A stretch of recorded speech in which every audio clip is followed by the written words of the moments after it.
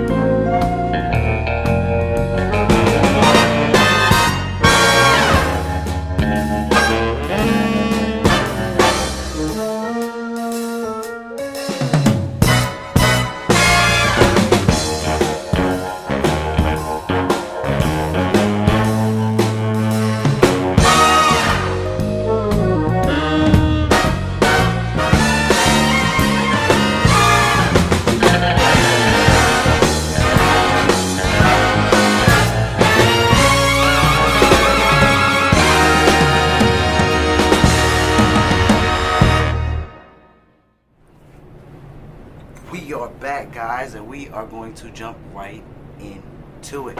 So let's get it. Fixed focus. That's what we're talking about. So here's the thing. We all get frustrated, right? We all get to some point in our lives where we lose focus, or our focus is kind of all over the place, right? Like, we don't really know exactly what's going on with things, so our focus is just everywhere. So today I want to talk about fixed focus. What are you fixing your focus on when life gets hard? What are you focusing on when life just gets to a point where it feels like it's eating you alive? What exactly are you focusing on? Are you focused on your pain? Are you focused on what you're going through? You're focused on Jesus? Are you focused on the fact that if you just died today, you wouldn't have to pay bills tomorrow?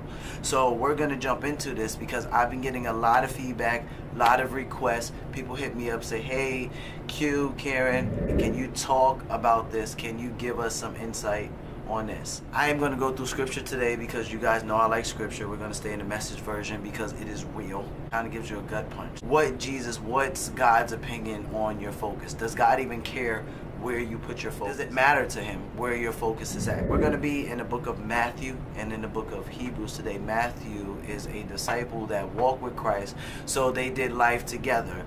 Most theologians believe that Matthew recorded the last year and a half of Jesus' ministry. That is why you see different things in John than you see in Matthew, Mark, and Luke, because John actually records the earlier years. In Matthew, Mark, and Luke, they're a little bit kind of on the back end, on the later end of Jesus' ministry. So we're going to jump right in. We are in Matthew chapter 14, and I am going to read verses 26 to 31. So hang in there with me and don't be talking about this a lot because it's not. They were scared out of their wits. A ghost, they said, crying out in terror. The background of this is Jesus fed the 5,000, and after 5,000 men, it was really more about 20,000 people, counting women and children. Jesus goes, he's going up to the mountain, he's going to go pray, and he tells his disciples, to go out and go ahead of him. So they get on the boat, and they're on the boat. It's about 3-4 in the morning, and they're trying to cross in this boat, and they see a figure on water, and that figure on water they see is Jesus. But before they realize it's Jesus, this is what they say. They say, a ghost. Mind you, the only reason why this is funny to me is because this is like 12 dudes, right? And they're all like over the age of 18. So I just think that's just hilarious. A ghost, right? They couldn't say like a whale or whatever, a ghost. But anyway, but Jesus was quick to comfort. Courage, it's me. Don't be afraid. Peter, suddenly bold, said, Master, if it's really you, call me to come to you out on the water. He said, come ahead. Jumping out of the boat, Peter walked on the water to Jesus. But when he looked down and the waves churning beneath his feet, he lost his nerve and started to sink. He cried, Master, save me. Jesus didn't hesitate. He reached down and grabbed his hand. Then he said, faint heart, what got into you? That's one of my favorite ones right there, just because it shows what you can do when your focus is fixed. Peter's walking on water. Right here, we see one of the greatest examples of history, because after Peter, no one's done this. And what Jesus is showing us is the power of what we can accomplish if our focus is fixed on him. Peter was doing absolutely fine. It says Peter walked on the water. Peter walked on water. But the minute Peter looked around and noticed his situation, as it says, the waves churning, meaning they were moving, waves were moving, wind was blowing, he got nervous and he began to sink because he took his eyes off Jesus. He took his eyes off the fact that he asked Jesus, could he cross? Jesus said yes. He's walking to Jesus, but the water and his circumstances, they scared him. So he loses his focus and he begins to sink. And guess what? Even in his doubt, Jesus is right there to pick him up. All of us have experienced the feeling of feeling like we're jammed because we helped someone else. So our focus can be all over the place because, hey, I did what God said. Like, I helped somebody out. I helped them pay this. I helped them pay that. And no one was there to look out for me. Now your focus is all over the place because while other people you feel are prospering, you're like, God, I helped someone out and I'm jammed. What's going on with that? So let's look at what God says about helping others out and then you feeling jammed after you do it. I'm going to read in Matthew chapter 6, 2-4. So you guys bear with me. Here we go. When you do something for someone else, don't call attention to yourself. You've seen them in action, I'm sure. Play actors, I call them. Treating prayer, meeting, and street corner alike as a stage. Acting compassionate as long as someone is watching. Playing to the crowds. They get applause, true, but that's all they get.